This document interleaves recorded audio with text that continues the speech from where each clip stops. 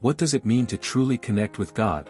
Is it in the grandeur of public acts, the eloquence of our prayers, or the depth of our spiritual practices?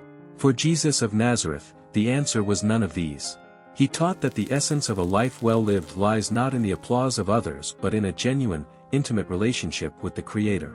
This profound connection, according to Jesus, is the ultimate treasure, an enduring source of purpose and fulfillment. However, even the noblest acts of faith can be tainted by a hidden desire for recognition.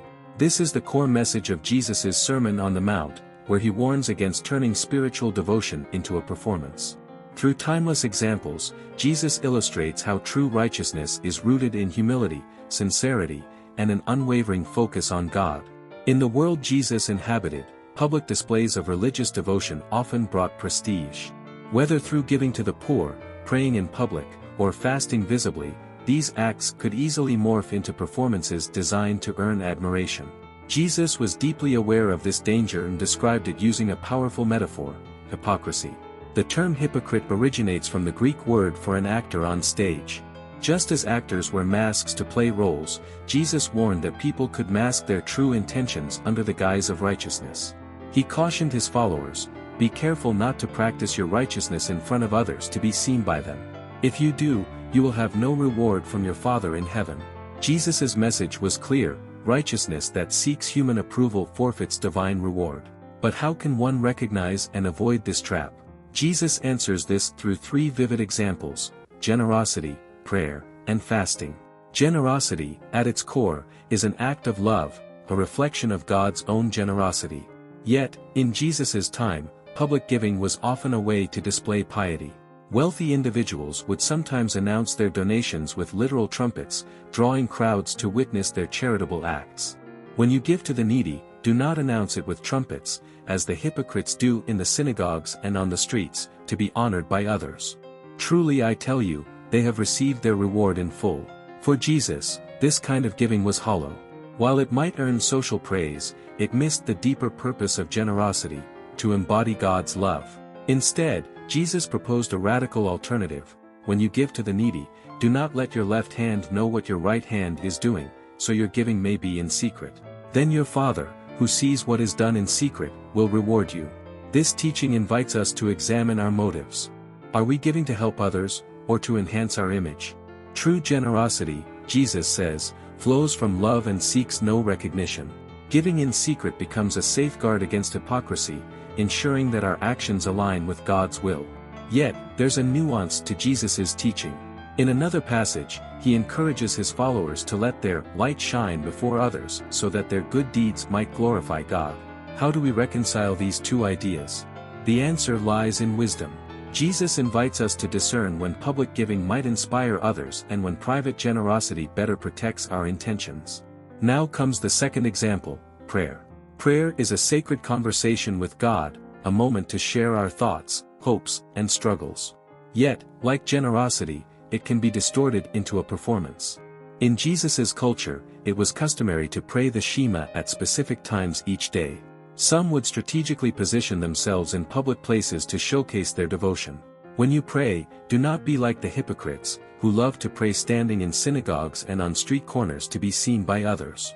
Truly I tell you, they have received their reward in full.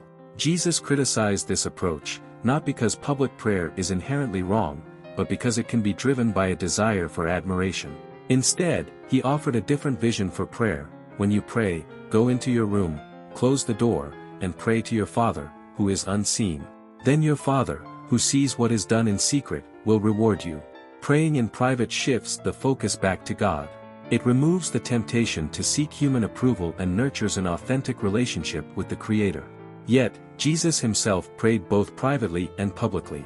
His prayers in solitude deepened his connection with God, while his communal prayers unified and inspired his followers. This balance teaches us that the power of prayer lies not in its setting, but in its sincerity. Finally, the third example: fasting. Fasting is a spiritual discipline that involves abstaining from food or other physical needs to focus on God. In Jesus' time, fasting was a common expression of devotion, often accompanied by outward signs of suffering, such as disheveled appearances, to make the act visible. When you fast, do not look somber as the hypocrites do, for they disfigure their faces to show others they are fasting. Truly I tell you, they have received their reward in full. Jesus saw through this performative fasting and urged his followers to approach the practice differently. When you fast, put oil on your head and wash your face, so it will not be obvious to others that you are fasting, but only to your Father, who is unseen. And your Father, who sees what is done in secret, will reward you. Fasting, at its heart, is an act of dependence on God. By denying ourselves, we make space for God's presence to fill us. However, when fasting becomes a public display, its spiritual significance is lost. Jesus' words remind us to keep our focus on God, ensuring that our discipline remains a genuine expression of faith. Through these examples, Jesus challenges us to examine the motives behind our actions. Are we seeking to please God, or to impress others?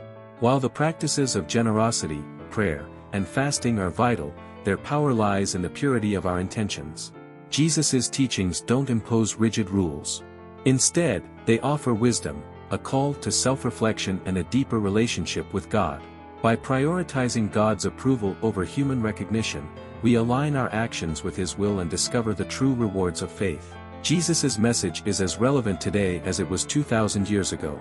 In a world driven by social media and public image, the temptation to seek validation through outward displays of virtue is stronger than ever. But Jesus offers a countercultural path, a life centered on knowing and being known by God. True righteousness isn't about public praise, it's about a heart that beats in harmony with God's love. When we let go of the need for recognition, we find freedom, a freedom to live authentically, love selflessly, and serve wholeheartedly.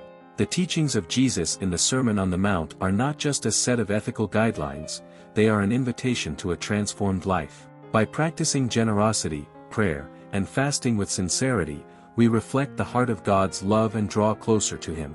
As we navigate our spiritual journey, let us remember Jesus' words and share them with others. May our devotion be genuine, our hearts humble, and our actions a true reflection of our Creator's love. Thank you for watching this video. If you found it meaningful, please like the video and subscribe to our channel. Your support encourages us to share Jesus' teachings and inspire more people with His message of love and faith.